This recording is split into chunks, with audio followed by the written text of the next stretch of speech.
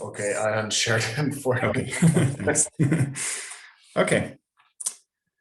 So let me start with my talk. Thanks a lot for having me. It's a great pleasure to be able to give this talk. I'm going to speak about the rare Kaon decays in the SMEFT.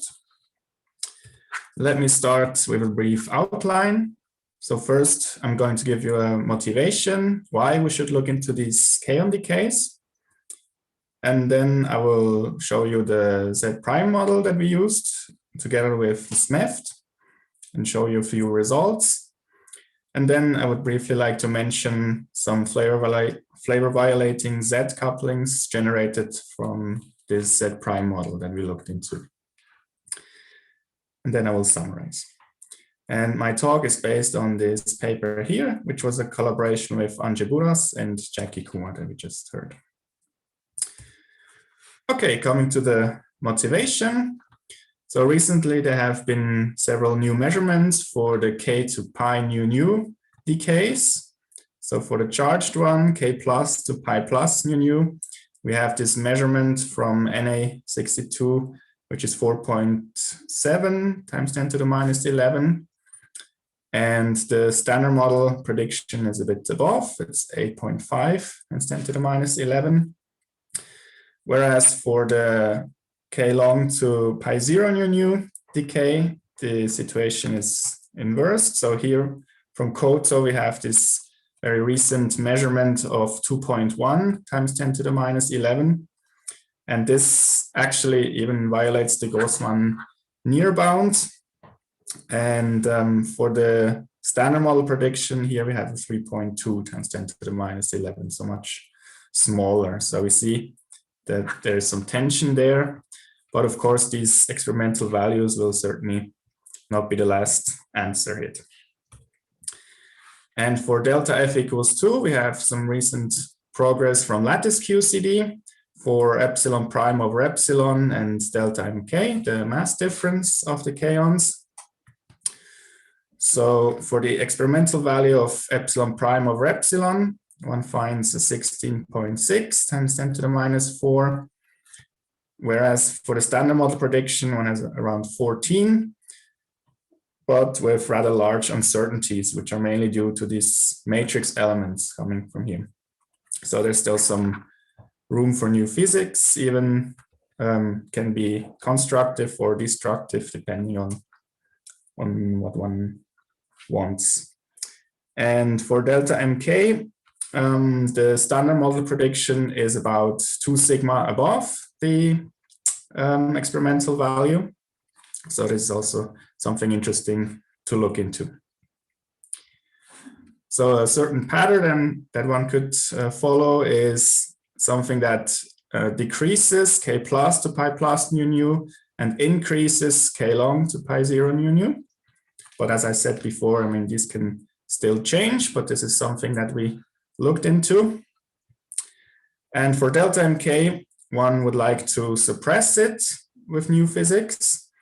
And this actually requires a CP violating phase, because the BSM contribution to delta mk can be written as a constant times the real value of a complex value of a complex number squared. So this is the flavor violating parameter from S to D quarks. And when you square this, then you have the real square minus the imaginary. So you want to have an imaginary part here to decrease this quantity. And then we look also into constraints from epsilon prime over epsilon and also epsilon k, the mixing parameter for the kaons. And here we allow for new physics between -1 and 1 times 10 to the minus 3 for epsilon prime over epsilon, and -0.2 to 0.2 for epsilon k. Okay, let me now come to the Z prime model. So we just assume a simple Z prime coupling to S and D quarks with a certain coupling. They can couple either to left or right-handed quarks. Here I have just written it very generally. And we see that all these decays here and these observables, they all depend either on the imaginary or the real part of this coupling here. So there's certainly interesting correlations to look into among these observables.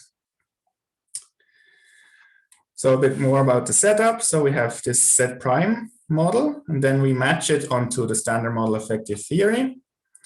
And then we take into account the running, matching at the electroweak scale onto the weak effective theory.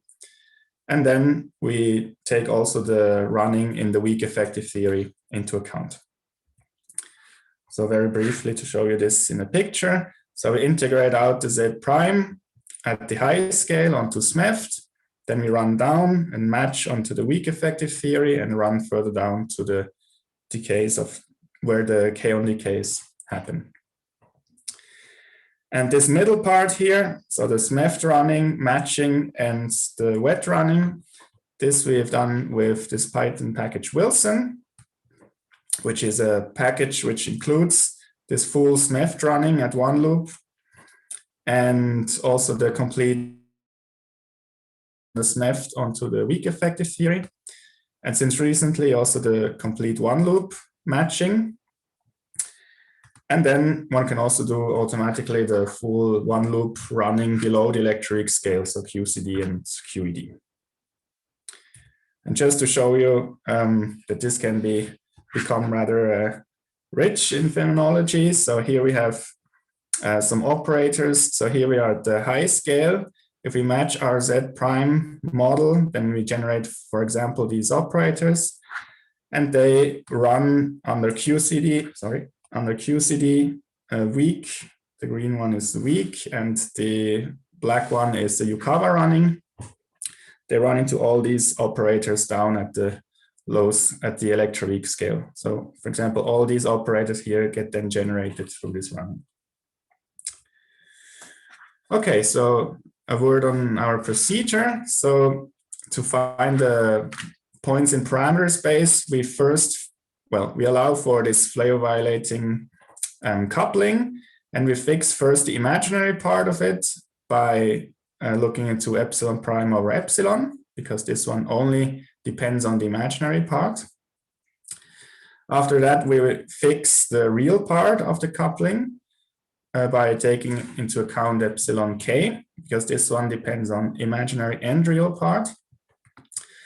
And then to suppress delta mk, as I mentioned in the beginning, we look mostly into points which satisfy that the imaginary part is larger than the real part, and actually sometimes even much larger than the real part. And with this, we can then look into the observables and correlations among these.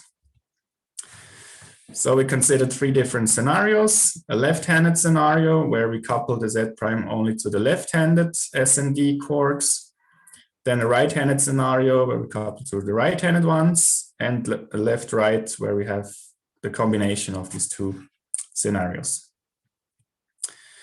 And then we look into several ratios that will show up in the plots afterwards. So I will briefly mention them.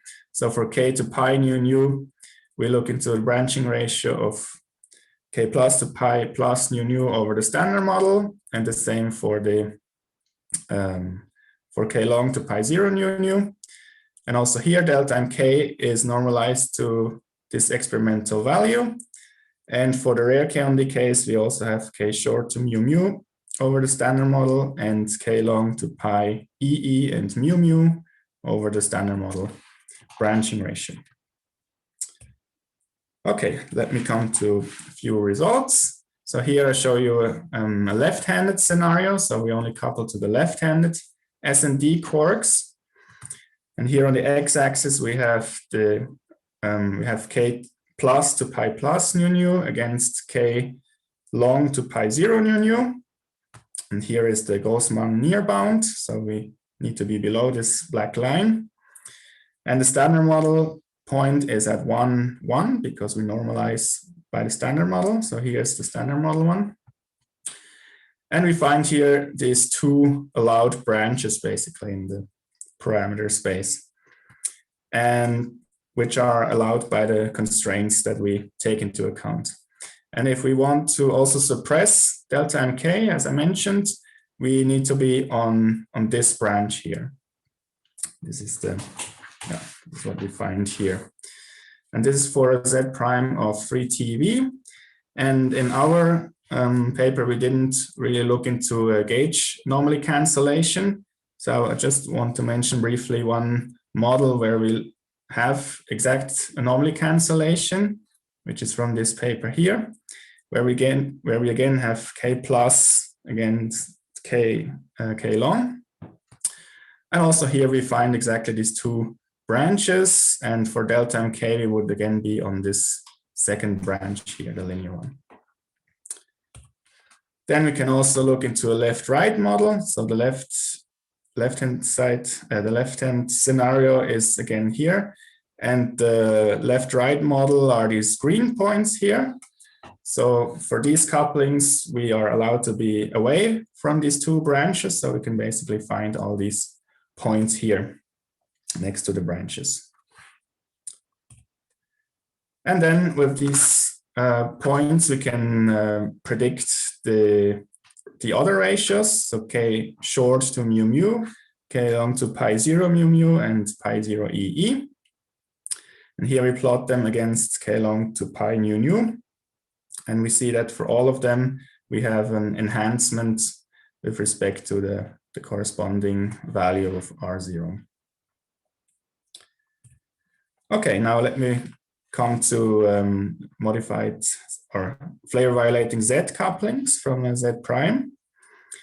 So then, so for this scenario, we also allow next to the Z prime model as before, also flavor violating Z couplings. So the coupling, the Z couples directly to SND quarks. And in this scenario, the delta Z prime here is generated as before, just integrating out the Z prime. And this one here, the flavor violating Z couplings, are generated actually through RGE effects, through top Yukawa effects. And let me give you an example on how this works. So in SMEFT, we have, for example, for right-handed D quarks, we have this operator OHD, which has this form here. And the running of this Wilson coefficient has this form at first leading log. When you only consider top Yukawa couplings, so it depends on these operators here, and here's the leading log. And when your Z prime model matches onto these operators at the high scale lambda, then you will generate this Wilson coefficient here at the electroweak scale with this size here. And this directly gives a flavor violating Z coupling to right-handed D quarks, which has this form here. So it is just proportional here to this right-hand side and the VEF squared from the two Higgs fields here. And similar, one can have similar expressions for left-handed quarks also, for right-handed up quarks, and also for the leptons. Okay, so now one can consider models with Z and Z prime. So here I show the kappa epsilon, so the new physics contribution to epsilon prime over epsilon. So here it will be 0 new physics, and here is destructive and constructive. And here we show delta, delta NK, and K long to pi 0 nu nu, and K plus to pi plus nu nu. And we see that the dashed lines, they are from a Z prime only model, whereas the solid lines are from a Z prime plus Z. So the effect gets enhanced once you allow also once you take also this Yukawa running into account. And then one can also find regions in parameter space where you only have a Z contributing to these observables and no only through this RGE effect. And again, here we have a new physics to epsilon prime over epsilon. And also in this scenario, we can have a suppression of delta MK and an enhancement, at least here in this region, for k long to pi 0 nu nu, whereas all the other ratios are about 1. So they basically get no contribution from this scenario here. Okay, let me already come to my summary. So I've shown you a Z prime model in combination with the SMEFT, where we reduce the delta mk while taking constraints from epsilon prime over epsilon and epsilon k into account. And then we looked into interesting correlations of k to pi nu nu and also the other rare Kaon decays. And then I talked briefly about flavor violating Z couplings induced from a Z prime model through Yukawa RGs. Okay, thank you very much. All right, thanks, Jason. Do we have any questions?